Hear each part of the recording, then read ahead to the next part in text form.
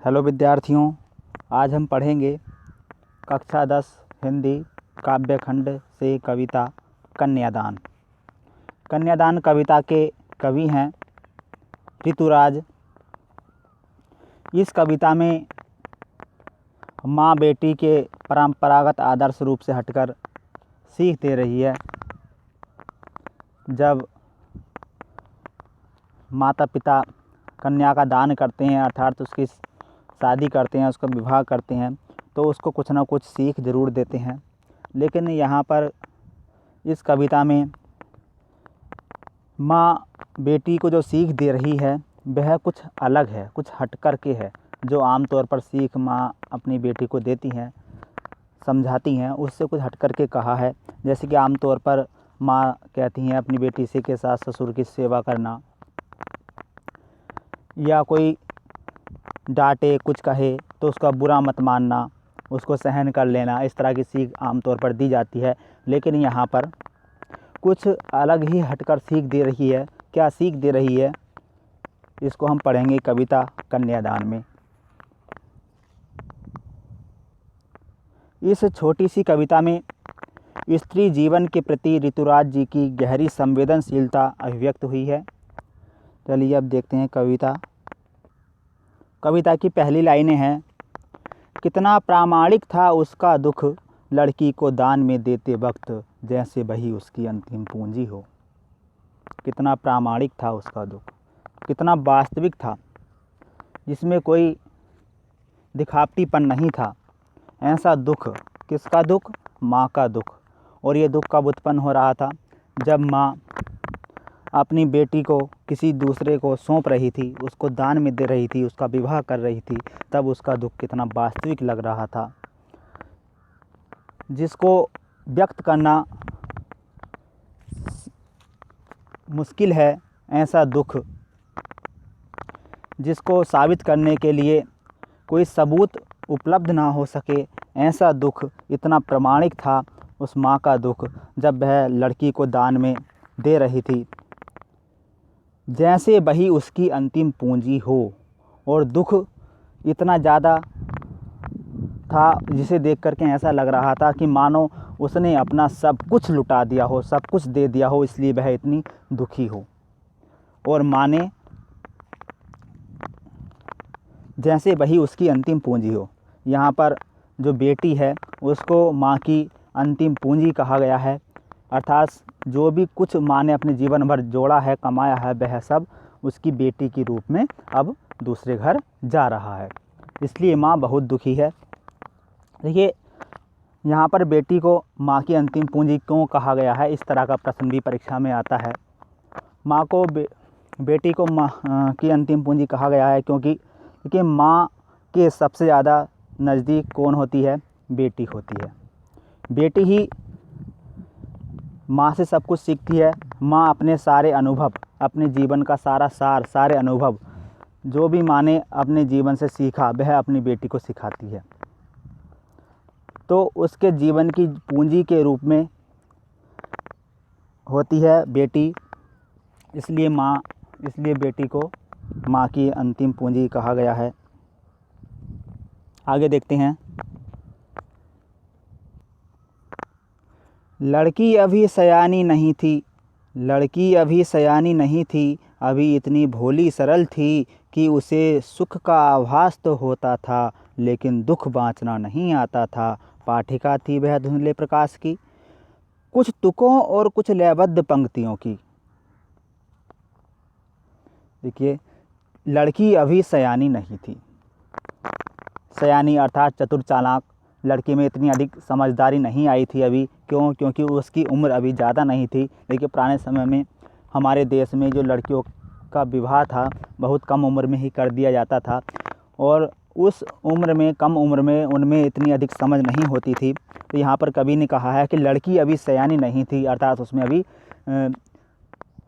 सामाजिक रूप से समझदारी नहीं थी, वह अधिक समझदार नहीं थी कि आगे क्या होगा जीवन में, किस तरह के दुख आते हैं, हमें उनसे कैसे निपटना है, उनसे किस तरह से पार लगना है। अभी इतनी भोली सरल थी, भोली भाली थी, कम उम्र थी कि उसे सुख का आभास तो होता था लेकिन दुख बाँचना नहीं आता था।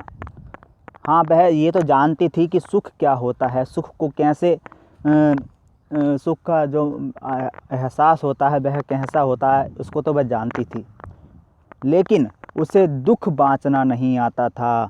दुख बाँचना, बाँचना अर्थात बाँटना, शेयर करना। जो लड़की थी भोली भाली थी, सीधी सादी थी, समझदार नहीं थी, उसे दुख बाँटना भी नहीं आता था। मतलब कि वह उसे कोई दुख होता था तो वह अंदर ही अंदर घुटती रहती थी, किसी दूसरे को बता नहीं पाती थी।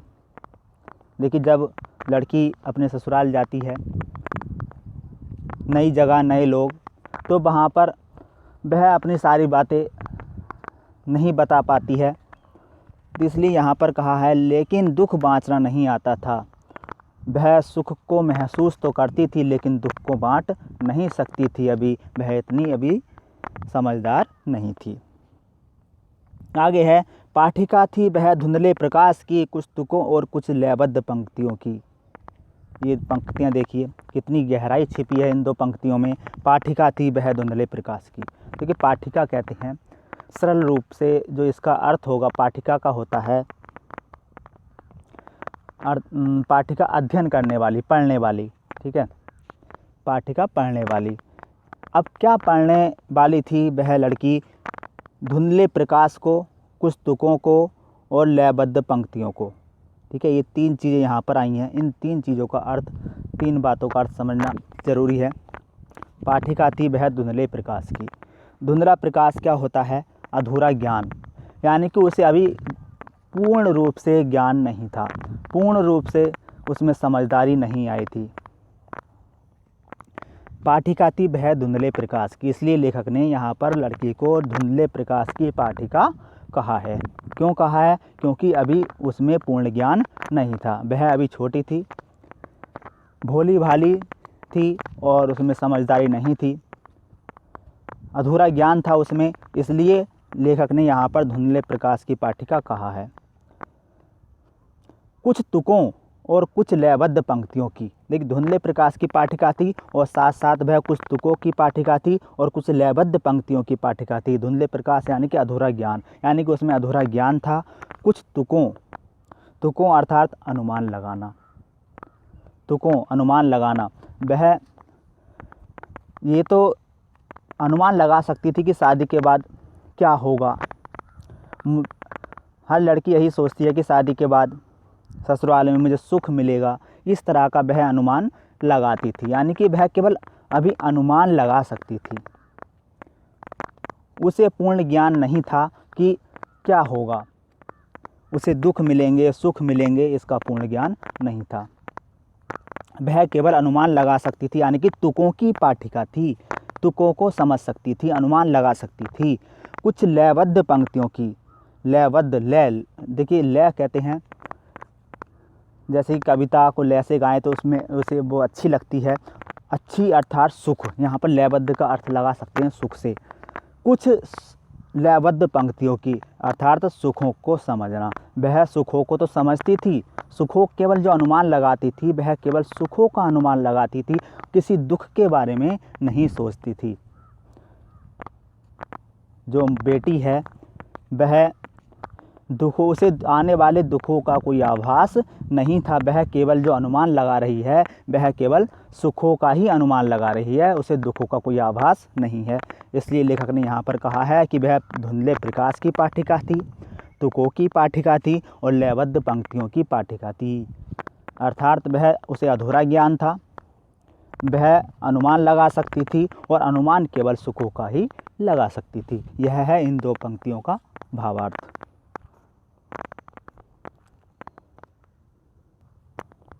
आगे है कविता। माँ ने कहा पानी में झांक कर अपने चेहरे पर मत रीझना, आग रोटियां सेकने के लिए है, जलने के लिए नहीं। वस्त्र और आभूषण शाब्दिक भ्रमों की तरह बंधन है स्त्री जीवन के। माँ ने कहा पानी में झांक कर अपने चेहरे पर मत रीझना। यहाँ से देखिए सीख देती है माँ अपनी बेटी को, क्या क्या सीख देती है। प्रश्न ये भी परीक्षा में आता है, कोई 2 सीख लिखिए जो माँ अपनी बेटी को कन्यादान कविता में देती है। तो देखिए यहाँ से ध्यान रखना, माँ अपनी बेटी को क्या क्या सीख देती है। पहली सीख है, माँ ने कहा पानी में झांककर अपने चेहरे पर मत रीझना, अर्थात अपनी सुंदरता पर कभी भी अभिमान मत करना, घमंड मत करना। ये थी माँ के द्वारा दी जाने वाली अपनी बेटी को पहली सीख।